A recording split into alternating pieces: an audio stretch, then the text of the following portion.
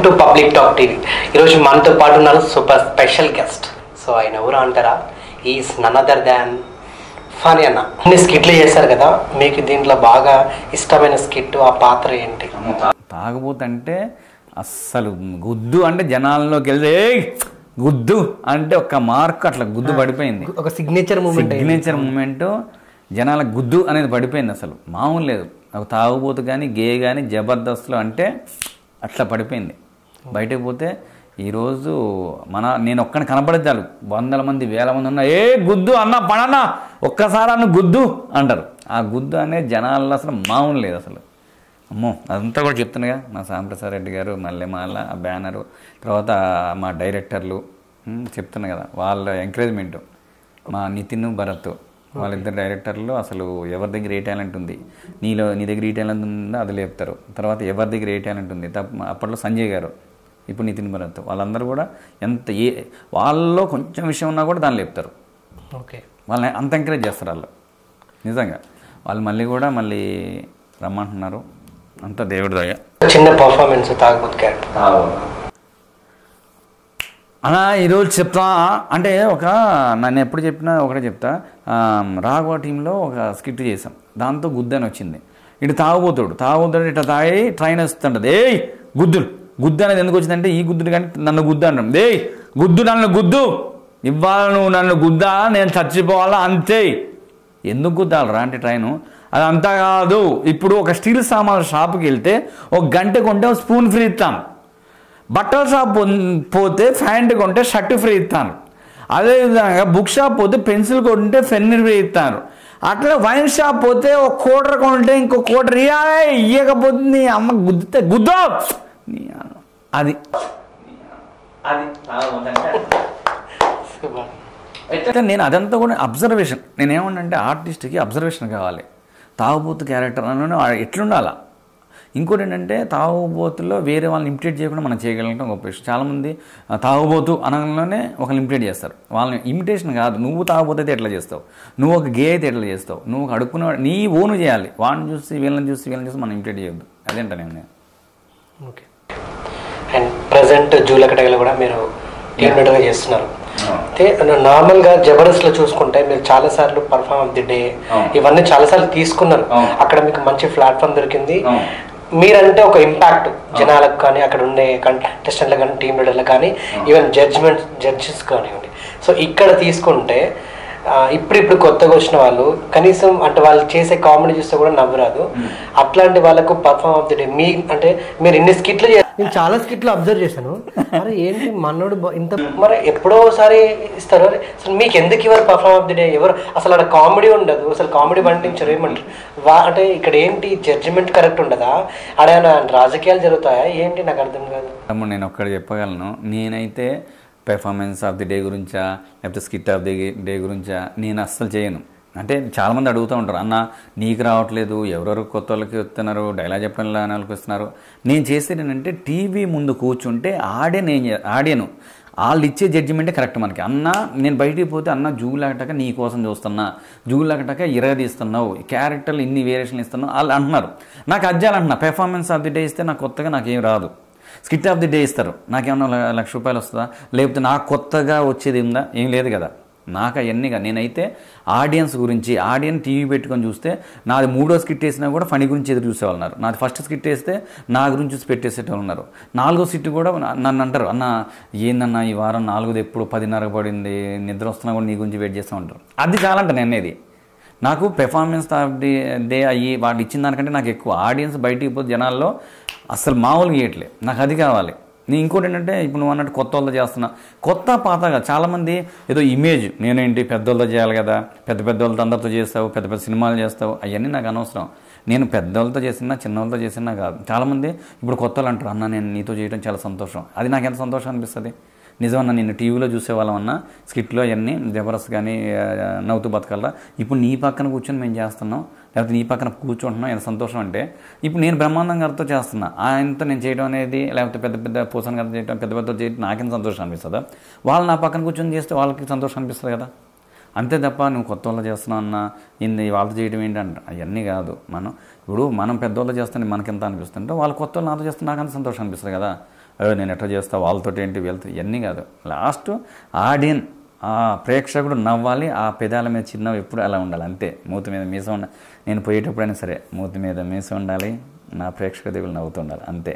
అట్లా నవ్వించిపోతా అంతే. అండ్ ఇంకొకటి ప్రజెంట్ జూలకటగా పెద్దగా ఫ్లాప్ షో, రేటింగ్ లేని షో అని అంటున్నారు. అంటే దీనికి ముఖ్య కారకులు వాళ్ళ కామెడీ బాగాలేదా, కామెడీ పండించట్లేరా, లేకుంటే వాళ్ళ జడ్జిమెంట్ బాగాలేదా ఏంటి?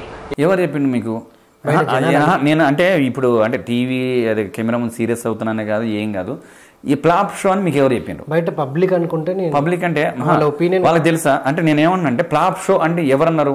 ఈ మధ్య కాలంలో ఏదైనా ఒక షో స్టార్ట్ కావడానికి 1 month 2 months 6 months 1 year తర్వాత రిజల్ట్ వస్తుంది. ఇప్పుడు స్టార్ట్ అయ్యే మనకి తిప్పి కొడితే 6 months కాలేదు. ఫ్లాప్ షో అని ఎట్లా చెప్తారు?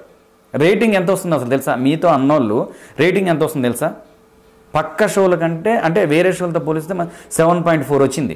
అసలు యాక్చువల్గా 3 వస్తే చాలనుకున్నారు, 4 వస్తే చాలనుకున్నారు. అట్లాంటి 5, 6, 7.4 కూడా వచ్చింది. అది వీళ్ళకి తెలియదు కదా, మీతో ఎవరన్నారో వాళ్ళకి తెలియదు. 7.4 రేటింగ్ అంటే ఫ్లాప్ షో. జబర్దస్త్ అంటే నేను అనేది ఇది నేను అనేది మన జెమినీలోనే ఇప్పుడు టాప్ షో. ఇప్పుడు నా జూలకటక బాగుందని జూలకటక డబల్ డోస్ ఇచ్చిండ్రు. ఫెయిల్ అయితే షో జూలకట ఫ్లాప్ అయితే డబల్ డోసు ఛానల్ ఇయ్యరు కదా ఎవరు. నాకు అదే నేనేం మాట్లాడేది ఏంటంటే ఖాళీ ఉన్న వాళ్ళందరూ ఫ్లాప్ షో, ఖాళీ ఉన్నప్పుడు ఈ పనికిరాని వాళ్ళు కామెంట్లు పెట్టేది కూడా అంతే. ఏదో పనికిరాని వాళ్ళకి కామెంట్లు పెడుతుంటారు. నేను అందుకే చెప్తా ఫ్లాప్ షో అని ఎట్లా అంటారు, దేని బట్టి ఫ్లాప్ అంటారు ఒకసారి చెప్పు నాకు. సక్సెస్ రేటింగ్లో ఏం తగ్గిందా? రేటింగ్ తగ్గాలి కదా, రేటింగ్ తగ్గట్లేదు. రేటింగ్ 7.4, 6 ఆ రేంజ్లో వస్తున్నప్పుడు ఫ్లాప్ షో ఎలా అవుతుంది? ఎవరి పెర్ఫార్మెన్స్ వాళ్ళది ఉంటుంది. ఇప్పుడే నువ్వు వచ్చేసేసి ఫనన్నా సూపర్ నా ఇంటర్వ్యూ సూపర్ చేస్తాను నేను, పక్క వాళ్ళ రాగానే వాళ్ళంతా మాట్లాడపోవచ్చు. అబ్బా ఈ షో ఏంటి టాక్ అయింది, ఈ ఫనన్నాతో సరిగ్గా చేయలేదు, ఈ ప్రోగ్రామ్ ఫ్లాప్ అయింది అని అనుకోవద్దు. ఇప్పుడు వేరే వాళ్ళు నా తర్వాత వేరే వాళ్ళు వస్తారు, వాళ్ళది బాగుండొచ్చు, నాది నేనేమన్నంటే వేరే ప్రోగ్రామ్ తోటి వేరే షోతో మనం పోల్చుకోవద్దు అంటే అనేది. ఎప్పుడు నిన్న పుట్టిన దానికి ఓకే. ఇప్పుడు పుట్టగానే మనం మామిడికాయ పచ్చడి తినిపోయాం కదా, పుట్టగానే అట్లా నేను అదే అంటాను అనేది. ఎప్పుడైనా సరే ఇది ఎవరంటే నేను చెప్పేది బాధపడేది ఏంటంటే ఖాళీగా ఉన్న వాళ్ళందరూ డిస్కషన్ ఇయ్యే. మనం చిన్న కష్టపడటానికి ఇప్పుడు మన ఇంటర్వ్యూ కోసం ఇన్ని లైట్లు పెట్టి ఇన్ని కెమెరాలు పెట్టి ఇన్ని చేస్తాం, ఫ్లాప్ షో అని ఒక్కసారి ఎట్లా అంటారు? అవునా కదా? నేను అదే చెప్తా, ఎవరికైనా చెప్పేది ఫ్లాప్. సినిమా అయినా అంతే, చూసొస్తాడు అన్న ఫ్లాప్ అయిందన్నా, ఏం తెలుసురా నీకు? దాని వెనక ఎంతమంది సినిమా కార్మికులు కష్టపడే సినిమా వస్తుంది, చూసి చూడకుండా రివ్యూ ఇచ్చేసి ఫ్లాప్ అని రాసేస్తారు. నేను అనేది ఫస్ట్ నువ్వు మాట్లాడే విధానం ఎవరికైనా నేను చెప్పేది అదే అండి. ముందు ఫ్లాప్ నోట్లోంచి దరిద్ర మాట ఫ్లాప్ ఫ్లాప్ ఫ్లాప్ ఫ్లాప్ ఆ దరిద్ర మాట రానిది దయచేసి. ఎందుకంటే ఒక షో అయినాక కానీ, ఒక ప్రోగ్రామ్ అయినాక కానీ, ఒక సినిమా అయినాక కానీ 1000 మంది 100 మంది కష్టపడుతున్నారు.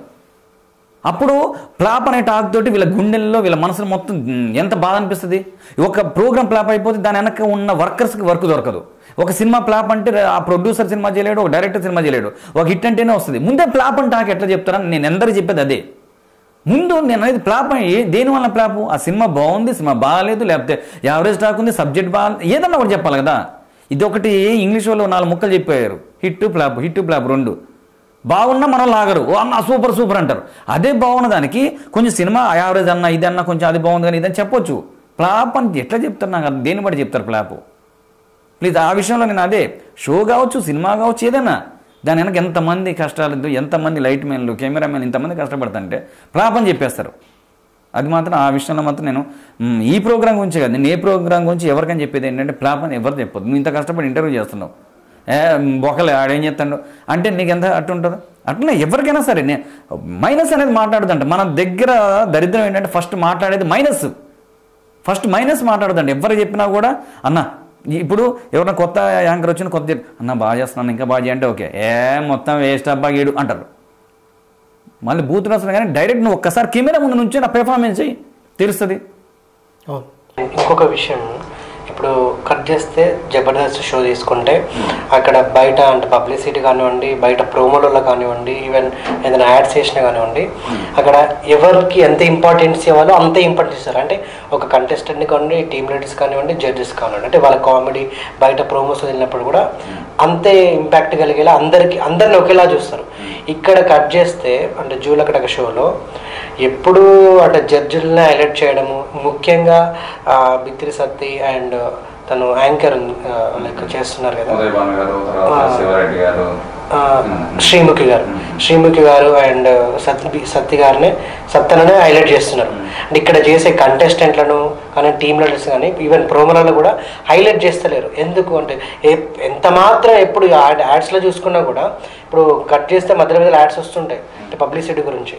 సో వీటిలలో కూడా వాళ్ళనే హైలైట్ చేస్తున్నారు. ఎందుకు మిమ్మల్ని ఎందుకు హైలైట్ చేయడం లేదు? ఫస్ట్లో అట్లా జరిగింది. అంటే ఏంటంటే ఫస్ట్ బిత్తిరి సత్య అంటే ప్రోమోస్ కోసం బిత్తిరి సత్య అంటే మంచి ఏదో ఉంటుంది అనేసి బిత్తిరి సత్య శ్రీముఖి వీళ్ళ గురించి చేశారు. కానీ ఇప్పుడు ఏం లేదు, ఇప్పుడు అందరూ చేస్తున్నారు.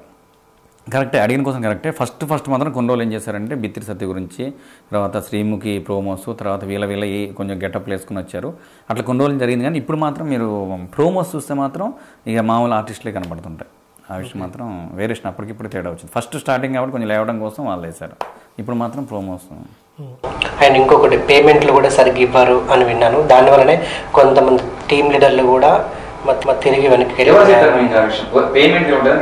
ఆల్రెడీ దాంట్లోకి వచ్చిన టీమ్ లీడర్స్ నాకు చెప్పారు. పేర్లు చెప్పగలరా? పేర్లు నేను చెప్పాను.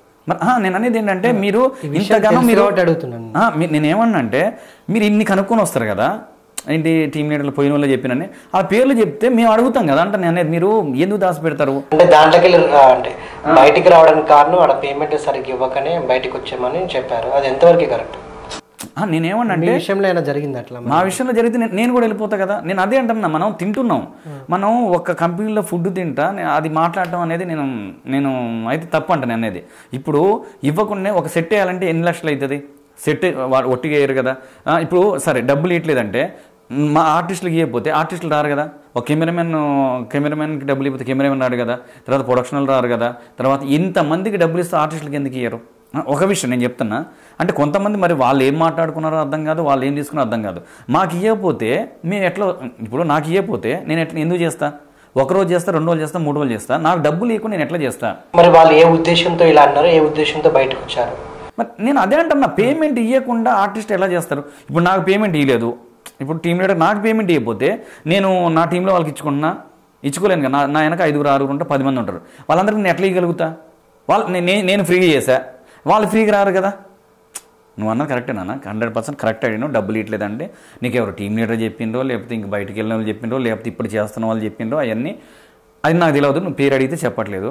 నేను అదే ఇప్పుడు నేను చేసా ఫ్రీగా, నా స్వార్థం కోసం నేను చేసా, నేను టీం లీడర్ కావాలని చేసా. పక్కన వాళ్ళు వస్తారా? ఫ్రీగా రారు కదా.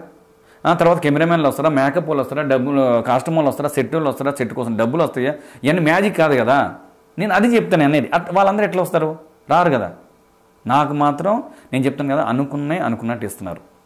ఎక్కడైనా సరే ఏ కంపెనీలో అయినా కొంచెం లేట్ అవ్వచ్చు. ఇవాళ కాబట్టి రేపు లేట్ అయ్యిద్ది. వాళ్ళు చెప్తారు ఈసారి కొంచెం డబ్బులు రాలేదు, కొంచెం రేపు అయింది, రేపు కాబట్టి డబ్బులు. అదేంటంటే 100లో వేలలో కాదుగా, పెద్ద అమౌంట్. అంటే అందరికీ అడ్జస్ట్మెంట్ చేయాలి కాబట్టి ఇవాళ 10 రోజులు అయింది, 10 రోజులు అయింది. ఓపిక ఉండాలి. ఇండస్ట్రీలో ఓపిక లేకపోతే మనం ఏం చేయలేము. నేను ఇవ్వట్లేదు అట్టన్నా. ఇప్పుడు నేను అడిగేదంటే వాళ్ళకి ఇబ్బంది ఉన్నప్పుడు వాళ్ళు కూడా చెప్తారు లేట్ అవుద్దని.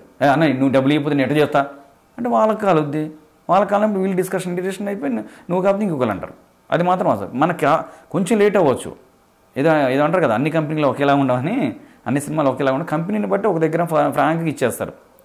ఇక్కడ కొంచెం లేట్ అవ్వచ్చు, ఇక్కడ అంతే. డబ్బుల విషయంలో మాత్రం ఏదో రావడం కొంచెం లేట్ అవ్వచ్చు, కానీ రావడం మాత్రం పక్కా. Like, share and subscribe to Public Talk TV. Hi, this is Anchor Ravi. Hi, it's me Madhavilata. Please subscribe to Public Talk TV and like cheyandi, share cheyandi, comment kuda cheyandi. Tell me pretty lies, look me in the face. Tell me that you love me, even if it's fake, 'cause I don't fucking care.